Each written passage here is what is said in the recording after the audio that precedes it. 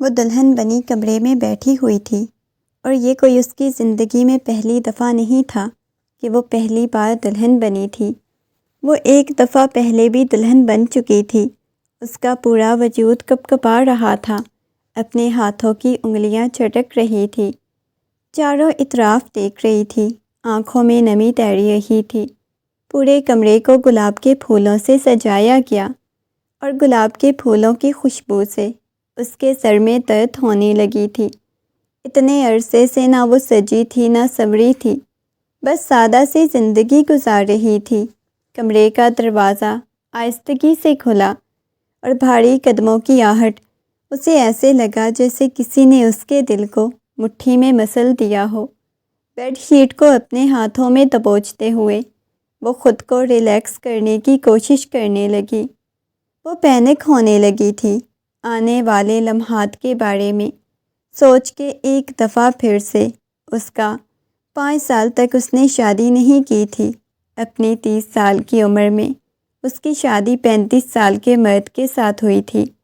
وہ اس کے سامنے آ کے بیٹھا، کچھ بول نہیں رہا تھا۔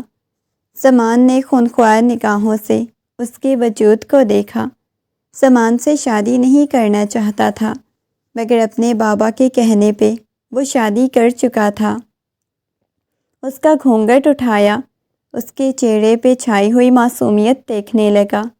وہ نگاہیں جھکائے بیٹھی ہوئی تھی، اس کے ہاتھ کو پکڑ کے دیکھا۔ اس کا سفید ہاتھ، بہت حسین لگ رہی ہو تم۔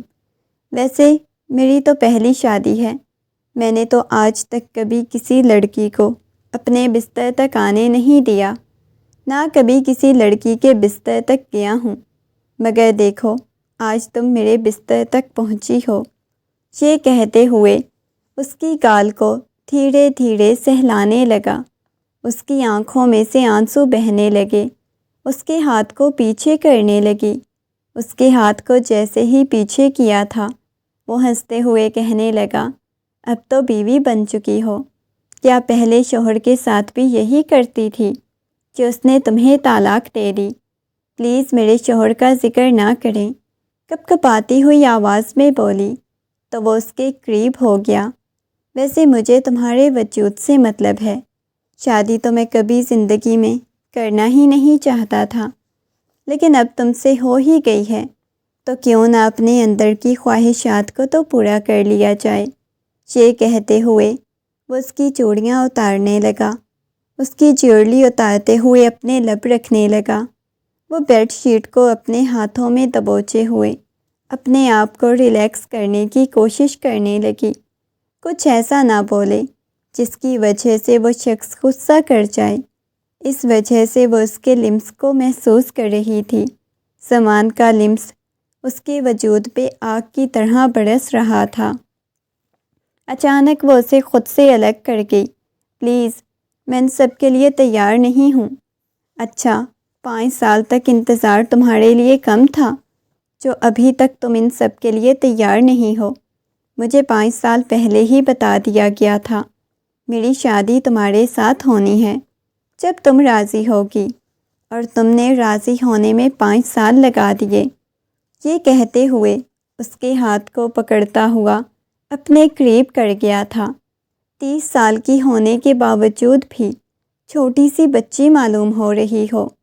وہ بغور اس کے وجود کو دیکھنے لگا، جو واقعی میں اس کے سامنے بہت چھوٹی معلوم ہو رہی تھی۔ آہستگی سے اس کے ہاتھ کو اپنے ہاتھ کی گرفت میں لیتا ہوا اپنے لبوں سے لگایا۔ پلیز دور رہیں مجھ سے، وہ روتے ہوئے بولی۔ دور ہوں؟ کیوں دور رہوں؟ یہ کہتے ہوئے اسے اپنے قریب کر گیا۔ تمہارے ساتھ تو ابھی میں نے زندگی انجوائے کرنی ہے، اپنی راتیں حسین کرنی ہیں، خوبصورت وقت گزارنا ہے، تو مجھ سے دور جانے کا کہہ رہی ہو؟ دھیرے دھیرے اس کی گال کو سہلاتے ہوئے بولا تھا۔ اگلے ہی لمحے اس کی اوپر جھکا تو اسے اپنا سانس بند ہوتا ہوا محسوس ہونے لگا۔ وہ اسے اپنے پیچھے اس کے ہاتھوں کی انگلیوں میں اپنی انگلیاں پیوست کرتا اس کے اوپر آ گیا۔ وہ رونے لگی۔ وہ آج بھی ویسے ہی معصوم تھی جیسے آج سے اتنے سال پہلے تھی۔ بالکل خاموش اس نے زندگی گزاری، مگر جیسے جیسے رات گزر رہی تھی اس کی شدتوں میں اضافہ ہوتا جا رہا تھا، اور شدت کو برداشت کرنا اس کے لیے آسان نہیں تھا۔ جیسے ہی وہ اس سے الگ ہوا، اپنی شرٹ اٹھاتا ہوا کمرے سے باہر چلا گیا۔ وہ اسے جاتا ہوا دیکھنے لگی۔ اس نے گہری سانس لی، تکیے پہ سر رکھتے ہوئے اپنی آنکھیں بند کر کے، مگر نیند نہیں آ رہی تھی۔ وہ اپنے ماضی کے خیالوں میں گم ہونے لگی تھی۔ ایک دفعہ پھر سے ماضی اس کی آنکھوں کے سامنے گھومنے لگا۔ باسط، آپ کو کیا ہے؟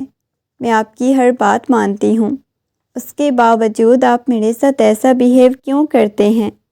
باسط، میں آپ سے بہت زیادہ محبت کرتی ہوں۔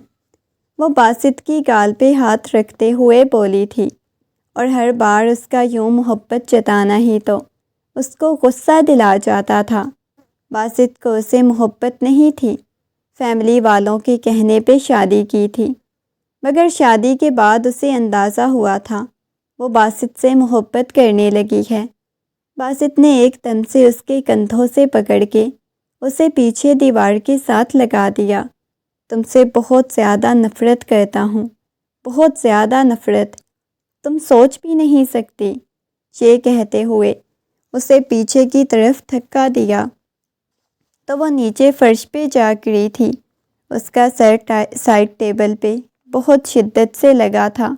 اس کی پیشانی سے ہلکا ہلکا خون رسنے لگا۔ اپنے بالوں کو مٹھیوں میں دبوچے وہیں پہ بیٹھ گئی۔ دروازہ کھولا تو فرزانہ بیگم کمرے میں داخل ہوئیں۔ اسے یوں فرش پہ بیٹھا ہوا دیکھ کے ان کی پیشانی پہ بل نمودار ہوئے۔ کیا تم نے منحوسیت پھیلائی ہوئی ہے؟ پتہ نہیں کیا تم ہر بار میرے بیٹے سے ایسی باتیں کہہ دیتی ہو، غصے میں گھر سے باہر چلا جاتا ہے۔ جب سے تمہیں اس گھر میں بیاہ کے لے کے آئی ہوں، تب سے ایک لمحے کے لیے بھی اس گھر میں سکون نہیں آیا۔ نہ جانے تم نے ہماری زندگیوں میں زہر کھولنے کی قسم کھائی ہوئی ہے۔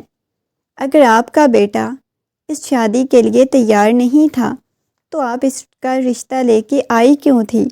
میرے ماما بابا نے زبردستی آپ کے بیٹے کی زندگی میں مجھے شامل نہیں کیا تھا۔ جو آپ میرے ساتھ ایسا بیہیو کر رہی ہیں، وہ کپ کپاتی ہوئی آواز میں بولی تو ایک دم سے اس کے بالوں سے پکڑتے ہوئے کہنے لگی، تم اپنے آپ کو سمجھتی کیا ہو؟ ویسے اپنے گھر میں تو بہت زیادہ معصوم لگتی تھی، ایسے لگتا تھا جیسے تمہارے منہ میں زبان نہیں ہے، مگر اب یہاں پہ آتے جیسے تم نے زبان چلانی شروع کر دی۔ آنٹی چھوڑے میرے بال، مجھے درد ہو رہی ہے۔ وہ اپنے بال چھڑانے کی کوشش کرنے لگی۔ اس کی آنکھوں کے گرد ہلکے تھے۔ میں اتنی فضول نہیں ہوں، میں نے ابھی اپنے بابا کو کال کرنی ہے، انہوں نے آ کے مجھے یہاں سے لے کے جانا ہے۔ اگر میں نے بتایا آپ کا رویہ کیسا ہوتا ہے میرے ساتھ، میرا شوہر ہے، مجھ پہ ہاتھ اٹھائے جو مرضی کرے میرے ساتھ، ان کا حق بنتا ہے، مگر آپ کا کوئی حق نہیں بنتا، آپ میرے ساتھ ایسا کریں۔ وہ روتے ہوئے انہیں بتانے لگی، اچھا ٹھیک ہے، بلاؤ پھر اپنے باپ کو۔ میں نہیں بلاؤں گی۔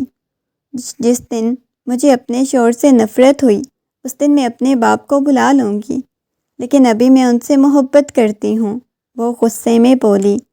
روبینہ بیگم اسے پیچھے کی طرف جھٹکتے ہوئے کمرے سے باہر چلی گئیں۔ ان کے جانے کے بعد وہ اپنے آپ کو کوسنے لگی۔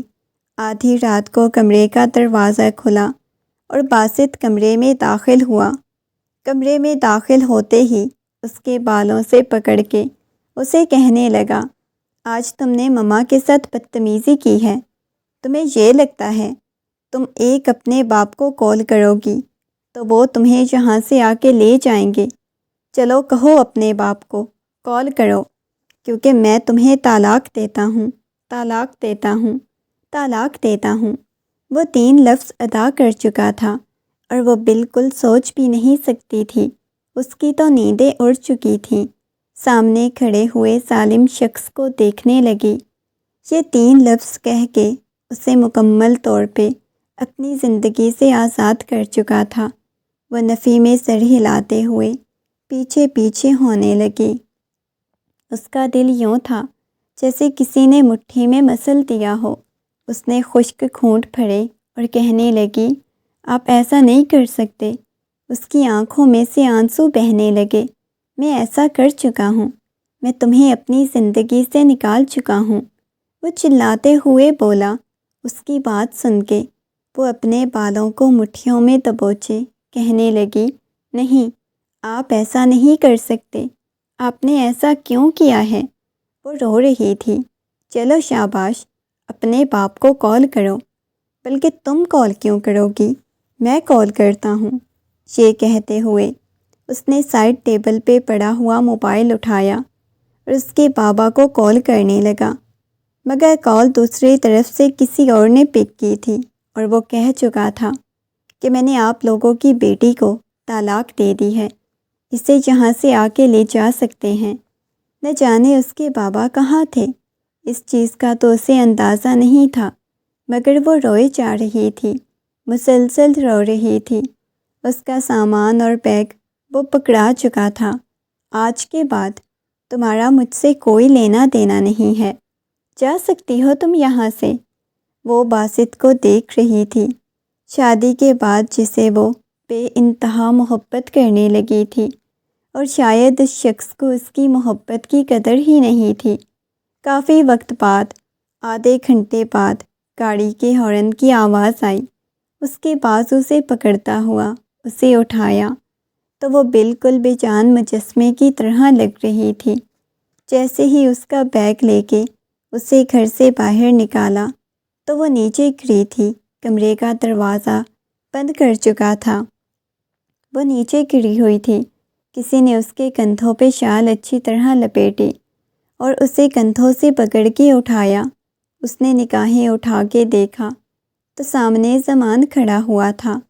وہ ہڑبڑاتے ہوئے اس کے سینے سے لگی۔ زمان بھائی، میں نے اس شخص سے بہت زیادہ محبت کی تھی، اس نے مجھے طلاق دے دی۔ بھائی، اس میں میری کوئی غلطی نہیں ہے، میں تو بس اس کے ساتھ کمپرومائز کر رہی تھی۔ زمان نے اس کے چہرے پہ بنے ہوئے تھپڑوں کے نشان کو دیکھا، اس کی پیشانی پہ بنا ہوا زخم دیکھا۔ اس کے چہرے پہ سنجیدگی چھا گئی۔ اس کے چچا جان کی بیٹی تھی۔ وہ اسے اتنا بھی نہیں بتا سکا کہ اس کے بابا جان ہسپتال میں ہیں، انہیں ہارٹ اٹیک ہوا ہے، اور انہوں نے منع کیا ہے کہ میری بیٹی کو کچھ مت بتانا۔ اس کی شادی کو ابھی چند ماہ ہی ہوئے تھے۔ وہ پریشان ہوئے جا رہی تھی، مگر یہاں وہ جس حالت سے گزر رہی تھی، یہ دیکھیں۔ زمان کو حیرت ہوئی تھی، تم کب سے یہ سب کچھ برداشت کر رہی ہو؟ زمان نے غصے میں اس کی طرف دیکھتے ہوئے کہا، جب سے شادی ہوئی ہے۔ وہ میرے ساتھ شادی نہیں کرنا چاہتے تھے، وہ کپ کپاتی ہوئی آواز میں وہاں کھڑی اسے بتانے لگی۔ اگلے ہی لمحے زمان کی باہوں میں گر کے بے ہوش ہو گئی۔ زمان نے اسے گاڑی میں لٹایا، بجائے اسے ہسپتال لے جانے کے، کہیں اور لے جانے کے، سیدھا اسے گھر لے آیا۔ سامنے عشرت بیگم یہ دیکھ کے حیران ہوئی تھی۔ بیٹا، اسے کیا ہوا ہے؟ عشرت بیگم کی بات سن کے وہ کہنے لگا، مما، اس کے شوہر نے طلاق دے دی ہے، اور مما دیکھی تو صحیح اس کی کیا حالت ہوئی پڑی ہے۔ یہ کہتے ہوئے لا کے اسے کمرے میں لٹایا۔ عشرت بیگم تو بہت زیادہ پریشان ہو چکی تھی۔ مما پلیز اسے مت بتائیے گا، چاچو جان ہسپتال میں ہیں، پریشان ہو جائے گی، پلیز اس کا خیال رکھیں۔ یہ کہتے ہوئے وہ تو چلا گیا۔ اس وقت فرزانہ بیگم نے اس کے چہرے پہ دیکھا، ہلکا ہلکا بخار ہو رہا تھا۔ میری بچی کیا حالت بنائی ہوئی ہے، انہوں نے تمہیں بتانا چاہیے تھا نا، اس کے ہاتھ کو چومتے ہوئے بولی۔ جب اس کی آنکھ کھلی تو وہ کمرے میں بالکل اکیلی تھی۔ کمرے کو دیکھنے لگی۔ ایک دفعہ پھر سے باسط کی باتیں، اس کے الفاظ ہمنا کے کانوں میں گونجنے لگے۔ وہ کبھی طلاق جیسا داغ اپنے وجود پہ نہیں لگانا چاہتی تھی، مگر اسے طلاق ہو چکی تھی۔ یہ بات اسے کسی اذیت اور تکلیف دینے کے لیے کافی تھی۔ وہ اپنی آنکھوں میں سے بہنے والے آنسوؤں کو صاف کرنے لگی۔ نہیں، وہ شخص ایسے کیسے مجھے طلاق دے سکتا ہے؟ نہیں، ایسا نہیں ہو سکتا۔ اس نے اپنے بالوں کو مٹھیوں میں دبوچ لیا۔ جب کمرے کا دروازہ کھلا اور زمان کمرے میں داخل ہوا۔ ماما کی طبیعت ٹھیک نہیں، تمہارے بابا جان دوسرے شہر گئے ہوئے ہیں، میں نے فی الحال انہیں کچھ نہیں بتایا۔ تو تم پریشان مت ہو، سب کچھ ٹھیک ہو جائے گا، زمان نے اس کے سامنے کھانا رکھتے ہوئے کہا۔ اس نے کھانا سائڈ پہ کر دیا۔ مجھے کچھ بھی نہیں کھانا، وہ روتے ہوئے بولی تھی۔ زمان بھائی، میری کوئی غلطی نہیں تھی، میں تو نبھائے جا رہی تھی، میں تو آخری حد تک نبھانے کی کوشش کر رہی تھی، لیکن رونا تو بند کرو، تم اتنی فالتو نہیں ہو، یا اتنی گئی گزری نہیں ہو جو تمہیں یوں ہی پھینک دیا جاتا۔ اس دن کے بعد پہل تو زمان کا رویہ اس کے ساتھ بہت اچھا تھا، مگر نہ جانے اب زمان کو کیا ہو گیا تھا۔ بابا جان نے اسے کیا کہہ دیا تھا، اب اس کی شادی تمہارے ساتھ ہوگی۔ پہلے بھی تم نے شادی سے انکار کیا، حالانکہ وہ تم اسے پسند کرتے تھے، اس کے باوجود تم نے شادی سے انکار کیا، اب تو تمہیں کرنی ہوگی۔ مگر زمان عجیب طرح سے بدل چکا تھا، اسے دور دور رہنے لگا، مگر وہ اس رشتے کے لیے مان گیا تھا، اور ٹھیک 5 سال بعد جب واپس رشتے کے لیے اور شادی کے لیے وہ مانی، تبھی زمان کے ساتھ اس کی شادی ہوئی تھی، کیونکہ اسے وقت کے ساتھ ساتھ اندازہ تھا تایا جان نے شادی صرف اس کے زمان کے ساتھ ہی کروانی تھی، ورنہ وہ زمان کی شادی بھی نہیں کروائیں گے، جس کی وجہ سے اس نے خاموشی سے شادی کے لیے حامی بھر لی۔ صبح وہ زمان کے سینے پہ سر رکھے ہوئے سو رہی تھی، اچانک سے اسے جھٹکا کھا کے دور ہوئی۔ اتنے سالوں میں کبھی اس کے قریب نہیں ہوئی تھی، تو پھر نیند میں اس شخص کے قریب کیسے ہو گئی تھی؟ بعد میں اسے اندازہ ہوا تھا، یہ بس سائڈ پہ سو رہا تھا، مطلب اس نے خود اسے اپنے قریب کیا تھا۔ جیسے ہی دور ہونے لگی، وہ نیند میں بھی اس کی کلائی پکڑ چکا تھا۔ کہاں بھاگنے کی کوشش کر رہی ہو؟ کہاں اٹھ کے جانا ہے؟ رات کو ولیمے کا فنکشن ہے، اور یہاں تک میں تمہیں یہاں سے باہر نہیں نکلنے دوں گا۔ کیا کہہ رہے ہیں آپ؟ سب لوگ باہر ہمارا انتظار کر رہے ہوں گے۔ کوئی انتظار نہیں کر رہا ہوگا، سب کو پتہ ہے۔ خیر ہے، لڑکے نے 35 سال بعد شادی کی ہے، اپنی ضروریات پوری کر رہا ہوگا۔ اس کی بات سن کے اس کا چہرہ شرم سے لال سرخ ہو گیا۔ ہمنا نے آج تک اس چیز کا تو نہیں اندازہ تھا، لیکن اتنا مجھے پتہ ہے، تم بہت حسین اور خوبصورت ہو، تم چاہے جانے کے قابل ہو۔ جس نے تمہیں کھویا ہے اس نے بہت بڑی غلطی کی ہے، شاید اسے 5 سالوں میں ابھی تک بھی پچھتاوا ہوگا۔ یہ کہتے ہوئے اس کے اوپر جھک گیا۔ وہ جب تو اسے اپنے قریب کرنے لگی، مگر اس کا لمس اسے تکلیف دے رہا تھا۔ وہ نہیں جانتی تھی یہ سب کچھ اس کے ساتھ کیا ہو رہا ہے۔ زمان پلیز، اس نے زمان کے سینے پہ ہاتھ رکھا۔ وہ سمجھ نہیں پاتا تھا وہ اتنا ڈرتی کیوں ہے، اتنا اسے بھاگنے کی کوشش کیوں کرتی ہے۔ میں نے تمہیں محبت دینا چاہتا ہوں، میں محبت کی طلبگار نہیں ہوں، نہ ہی مجھے محبت چاہیے، نہ ہی میں آپ کے ساتھ شادی کرنا چاہتی ہوں۔ میں آپ کو اجازت دیتی ہوں، آپ دوسری شادی کر لیں، آپ کو اس چیز سے نہیں روکوں گی۔ زمان کی پیشانی پہ بل نمودار ہوئے تھے، وہ پیچھے کی طرف جھٹک گئی، وہ ہونکوں کی طرح اس کی طرف دیکھنے لگا۔ اب کی بار زمان کو غصہ آیا، شاید یہ بات اسے بہت بری لگی تھی۔ وہ پیچھے کی طرف ہو گیا۔ مجھے بھی کوئی شوق نہیں ہے تمہارے قریب آنے کا، یا تم سے کسی قسم کی کوئی محبت کرنے کا۔ آئی سمجھ؟ تم اس قابل ہی نہیں ہو۔ پہلے والے شوہر کے ساتھ بھی یہی سب کچھ کیا ہوگا، جس کی وجہ سے اس نے تمہیں اپنی زندگی سے نکال دیا۔ یہ کہتے ہوئے غصے میں وہاں سے اٹھ کے چلا گیا۔ اس کی بات کسی خنجر کی مانند اس کے دل پہ لگی تھی۔ آنکھوں میں سے آنسو بہنے لگے۔ ولیمے کے فنکشن میں وہ بہت خوبصورت لگ رہی تھی اور سبھی اس کی تعریف کر رہے تھے۔ وہ کتنے صبر والی ہے، اس پہ کیا کچھ نہیں گزری تھی، اس کے باوجود اس نے صبر کیا تھا، زندگی میں آگے بڑھ چکی تھی۔ وہ نگاہیں جھکائے بیٹھی ہوئی تھی، خوش نہیں تھی، اداس تھی، مگر اس کے باوجود بھی اس کے چہرے پہ بکھرے ہوئے رنگ اس بات کی گواہی دے رہے تھے کہ اس کا شوہر اسے محبت کرتا ہے۔ فوٹو شوٹ سٹارٹ ہو چکا تھا۔ اس کے ساتھ پکس بنواتے ہوئے اس کے لبوں پہ مسکراہٹ نہیں بکھری تھی۔ تھوڑا سا بیگم مسکرا بھی لو، وہ نرمی سے بولا۔ اس کے لہجے میں سنجیدگی چھائی ہوئی تھی۔ وہ مسکرانے لگی تھی۔ اس کی بات سن کے اس نے گہری سانس لی، زبردستی اپنے چہرے پہ مسکراہٹ سجائی۔ لگتا ہے آپ کی بیگم خوش نہیں ہے۔ کیمرہ مین کی بات سن کے اس نے گھور کے اس کی طرف دیکھا، کیونکہ سامنے اس کا دوست ہی تھا۔ تم اپنا کام کرو دھیان سے، خوش ہے یا نہیں؟ اس کی بات سن کے وہ اس بات میں سر ہلا گیا۔ فوٹو شوٹ کے بعد وہ بہت زیادہ تھک چکی تھی۔ رونے ہیل پہننے کی وجہ سے اس کے پاؤں میں بہت زیادہ تکلیف ہو رہی تھی۔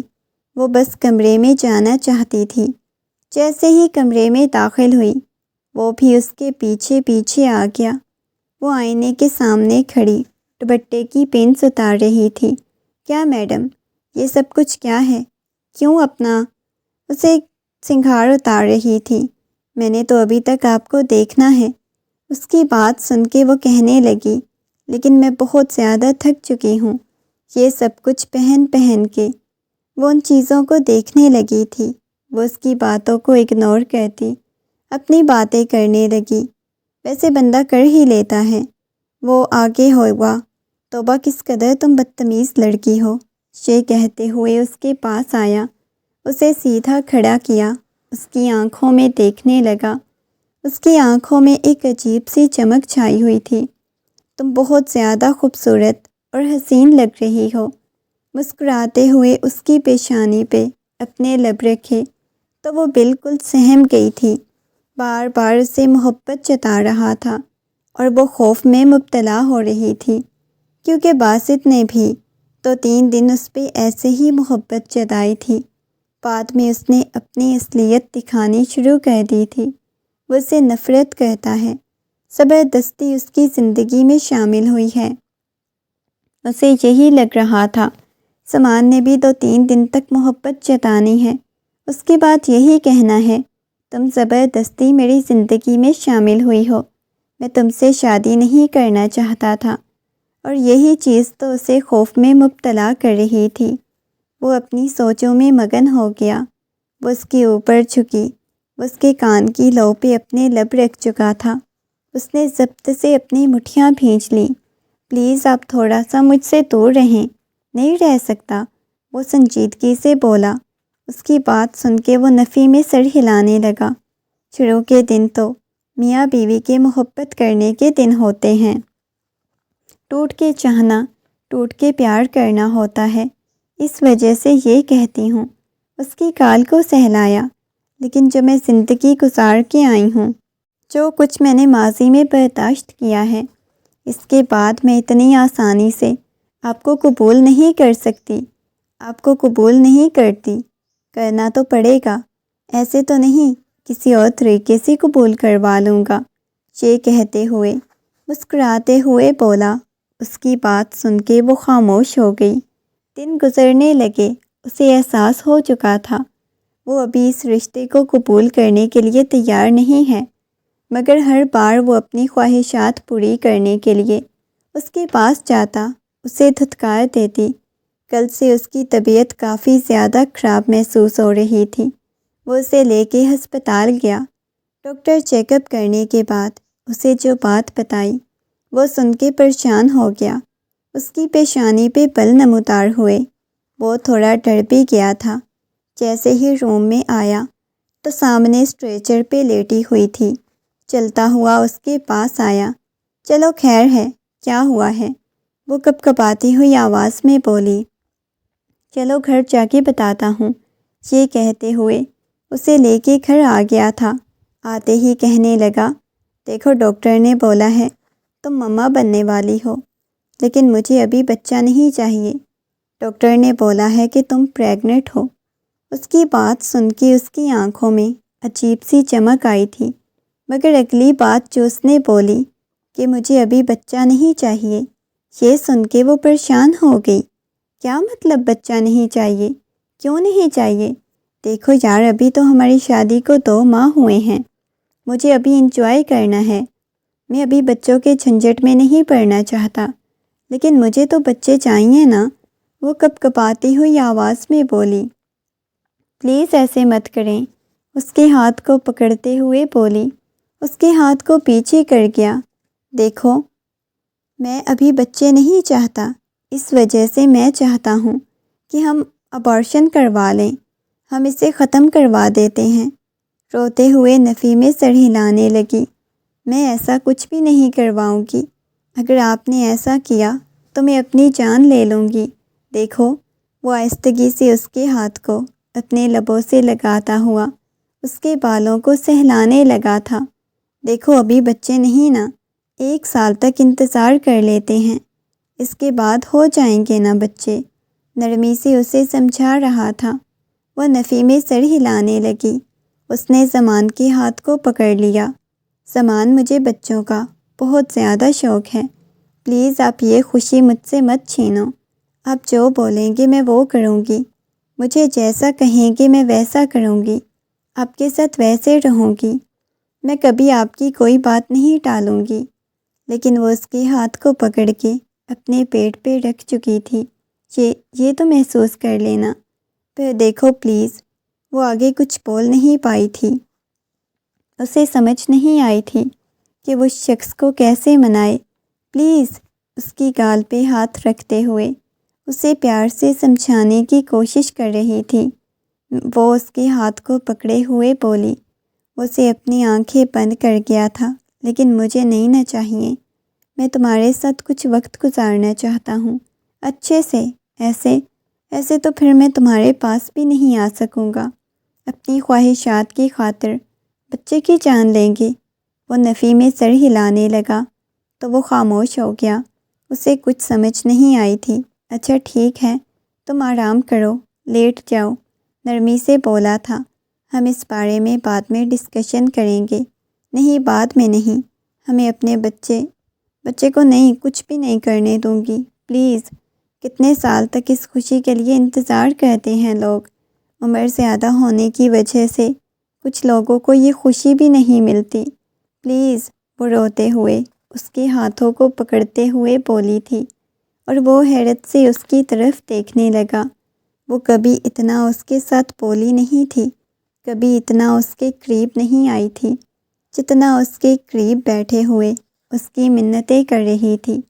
ایک اولاد کی خاطر اب اسے اندازہ ہو چکا تھا، اولاد انسان کے لیے کیا ہوتی ہے، کتنی ضروری ہوتی ہے۔ اولاد کی خواہش میں انسان کیا کچھ کر جاتا ہے۔ اوکے ٹھیک ہے، ریلیکس کرو۔ 3 دن ہو چکے تھے، وہ بہت زیادہ پریشان گھوم رہا تھا۔ ہر بار یہی کہتی تھی کہ وہ اولاد پیدا نہیں کرنا چاہتی۔ اس کے کانوں میں ڈاکٹر کی باتیں گھومنے لگ جاتیں۔ ان کی عمر زیادہ ہے، جس کی وجہ سے بہت زیادہ مسئلے پیدا ہو سکتے ہیں۔ اس کے بعد ان کی جان بھی جا سکتی ہے۔ یہ بہت بڑا مسئلہ ہو جائے گا۔ پہلے آپ ان کا علاج کروائیں، اس کے بعد بیبی پلان کیجیے گا۔ جبکہ وہ پریشان تھا، اسے کچھ بھی سمجھ نہیں آ رہی تھی۔ وہ اس کا خیال رکھنا چاہتا تھا، اسے محبت دینا چاہتا تھا۔ اس نے اللہ کا نام لے کے اسے اس کے حال پہ چھوڑ دیا، بس اس کا خیال رکھتا، ڈاکٹر کی بتائی ہوئی ہدایات پر عمل کرتا تھا، اسے پریشان نہیں ہونے دیتا تھا، بالکل چھوٹی بچی کی طرح اسے رکھنے لگا تھا۔ پچھلے کچھ دنوں سے اس کی طبیعت بہت زیادہ خراب محسوس ہو رہی تھی۔ سارے گھر والے ہی اس کا بہت زیادہ خیال رکھتے تھے، کیونکہ جو تکلیفیں اس نے ماضی میں برداشت کی تھی، ان کا اثر اب اس کے وجود پہ ہونے لگا۔ اس چیز کا اس شخص کو اندازہ ہو چکا تھا۔ وہ پہلے کتنی تکلیفیں برداشت کر کے آئی تھی۔ رات کا وقت تھا، وہ سو رہی تھی۔ دھیرے دھیرے پاؤں پہ مالش کر رہا تھا۔ پاؤں پہ بہت زیادہ سوجن ہوئی پڑی تھی۔ دھیرے دھیرے اس کے پاؤں کو دباتے ہوئے اس کے چہرے کی طرف دیکھنے لگا تھا۔ اس نے آنکھیں کھول کے دیکھا۔ اسے اپنے قدموں میں بیٹھا ہوا دیکھ کے اس کی پیشانی پہ بل نمودار ہوئے تھے۔ وہ حیرت سے کہنے لگی، جی آپ کیا کر رہے ہیں؟ اس نے اپنے پاؤں پیچھے کرنے چاہیں تو وہ اپنی گود میں رکھ چکا تھا۔ آپ کی طبیعت نہیں نا ٹھیک، آپ لیٹ رہی ہو، وہ نرمی سے بولا تھا۔ وہ حیرت سے زمان کی طرف دیکھنے لگی۔ پہلے دن جس شخص کی آنکھوں میں نفرت تھی، جسے اولاد نہیں چاہیے تھی، اب وہ اولاد کی خاطر اس کے ساتھ کیا کچھ کر رہا تھا، کتنی محبت سے اس کے ساتھ پیش آ رہا تھا۔ اس کے ہاتھوں میں اپنے ہاتھ کو دیکھ کے اسے کچھ بھی سمجھ نہیں آئی تھی۔ کوئی اتنی محبت دے سکتا ہے؟ اسے تو یہی لگتا تھا اگر دوبارہ کبھی اس کی شادی ہوئی، کسی مرد کی زندگی میں شامل ہوئی، تو وہ اسے ویسے ہی ہوس کا نشانہ بنائے گا، ویسے ہی اسے اذیت اور تکلیف دی جائے گی۔ مگر وہ حیران تھی، اب کیوں میرا اتنا خیال رکھتے ہیں؟ وہ آہستگی سے اٹھ کے بیٹھ گئی تھی، اس کے پاس آ گیا۔ پتہ نہیں، میں خود نہیں جانتا، شاید مجھے تم سے محبت ہے۔ اس نے سوالیہ انداز میں پوچھا، آپ کو یقین نہیں کہ آپ کو مجھ سے محبت ہے؟ پتہ نہیں، میں خود نہیں جانتا، لیکن شاید ایسا لگتا ہے۔ میں تمہارے بغیر رہ نہیں سکتا، میں تمہیں کھونا نہیں چاہتا، ایک لمحے کے لیے بھی نہیں کھونا چاہتا۔ اس کے بڑے ہوئے پیٹ کے اوپر ہاتھ رکھتا ہوا مسکرایا تھا۔ تمہیں پتہ ہے زندگی بہت خوبصورت ہو جائے گی اگر تم ہوگی، میں ہوں گی، ہمارا بچہ ہوگا، نارمل زندگی ہوگی، کوئی ہم تینوں میں سے ایک دوسرے سے دور نہیں جائے گا۔ ڈاکٹر نے اسے صاف صاف کہہ دیا تھا، آپ کی وائف اور بچے میں ایک ہی بچ پائے گا۔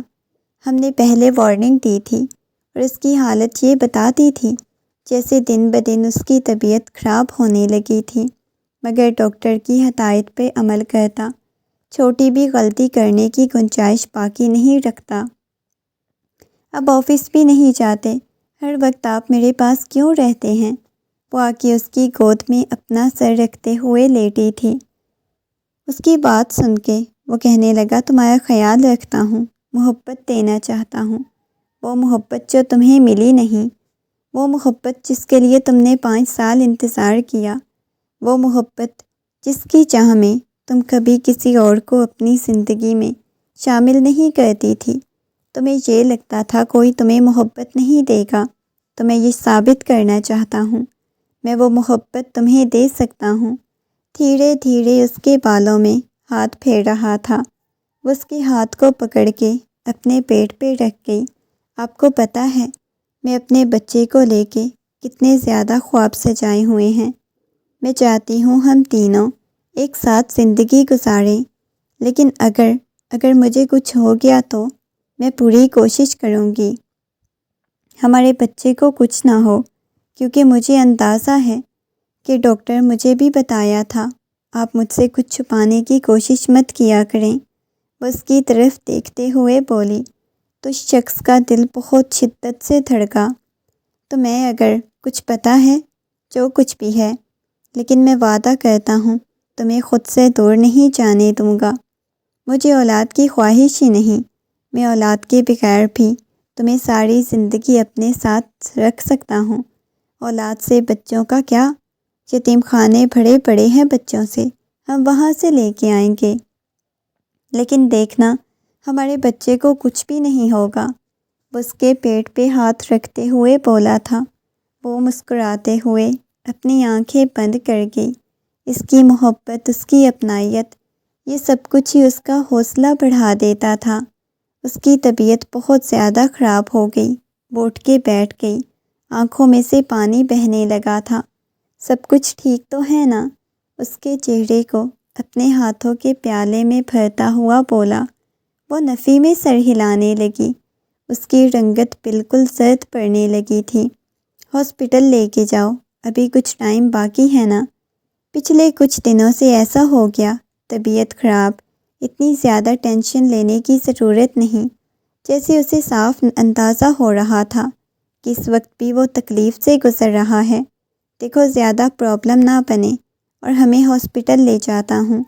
یہ کہتے ہوئے آہستگی سے اسے اٹھانا چاہا تو نفیمہ سر ہلانے لگی، مگر وہ کوئی رسک نہیں لینا چاہتا تھا، اس وجہ سے آہستگی سے اسے اپنی باہوں میں اٹھاتا ہوا لا کے بیڈ پہ لٹایا۔ اسے ایک کے سہارے سے چلتے ہوئے نیچے آئی، گاڑی میں بٹھایا، گاڑی کی بیک سے ٹیک لگاتے ہوئے اپنی آنکھیں بند کر گئی تھی۔ ڈرائیونگ کرتے ہوئے بھی اس کے ہاتھ کو اپنے ہاتھ میں لیا ہوا تھا۔ زیادہ پریشان مت ہوا کرو، اوکے میری جان، یہ کہتے ہوئے محبت سے سمجھایا تو وہ اس بات میں سر ہلانے لگی۔ کافی وقت بعد گاڑی ہسپتال کے سامنے رکی۔ اتنی دیر میں اس کا چہرہ آنسوؤں سے تر ہو چکا تھا۔ وہ تکلیف سے گزر رہی تھی۔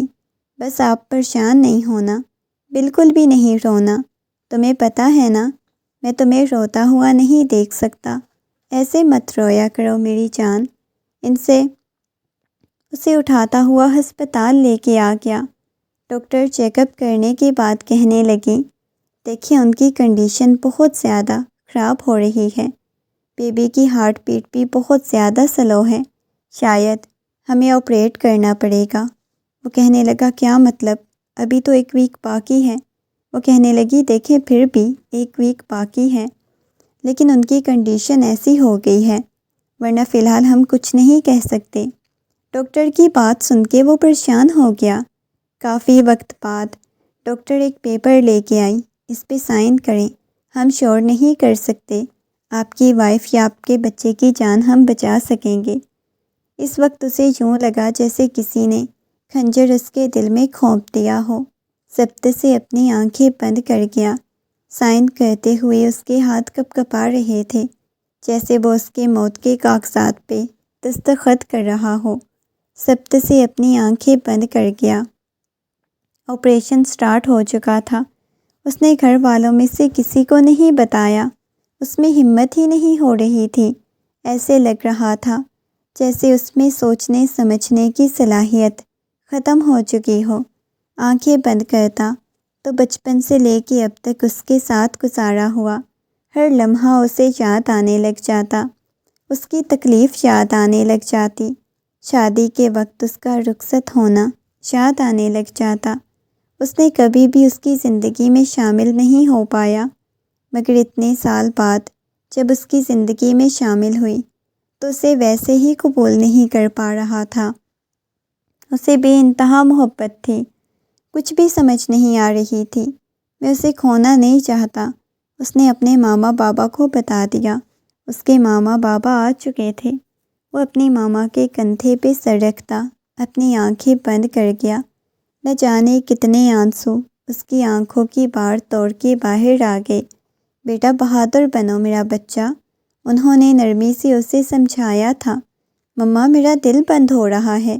وہ پہلی دفعہ رویا تھا، پہلی دفعہ اس کی آنکھوں میں اس طرح انہوں نے آنسو دیکھے تھے۔